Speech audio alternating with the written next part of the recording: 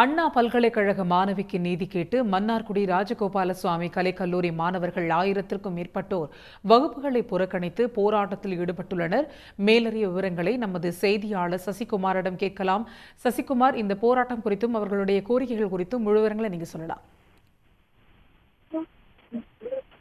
குறிப்பாக சென்னை அண்ணா பல்கலைக்கழகத்தில் பயின்று வரும் கல்லூரி மாணவியை கடந்த சில தினங்களுக்கு முன்பு ஹோட்டல் உரிமையாளர் ஞானசேகர் என்பவர் பாலியல் சீண்டல் செய்து துன்புறுத்தியுள்ளதாக மாணவி புகாரின் அடிப்படையில் காவல்துறையினர் சம்பந்தப்பட்ட நபருக்கு ஞானசேகரை கைது செய்து சிறையில் அடைத்து வருகின்றனர்.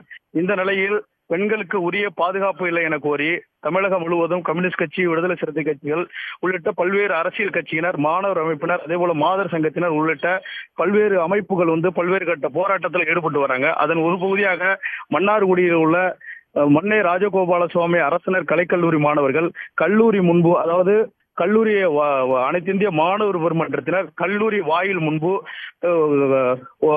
RSS, அதாவது குறிப்பாக இருக்கக்கூடிய தமிழக ஆளுநரை கண்டிச்சு கண்டன முழக்கம் எழுப்பி கண்டன ஆர்ப்பாட்டத்தில் ஈடுபட்டு வராங்க.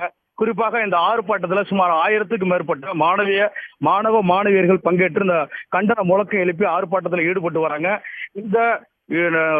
இந்த மாணவிக்கு உரிய நீதி வழங்க வேண்டும் என்பது உள்ளிட்ட பல்வேறு கோரிக்கையை முன்வைத்துதான் இந்த ஆர்ப்பாட்டமானது நடைபெற்று வருகிறது.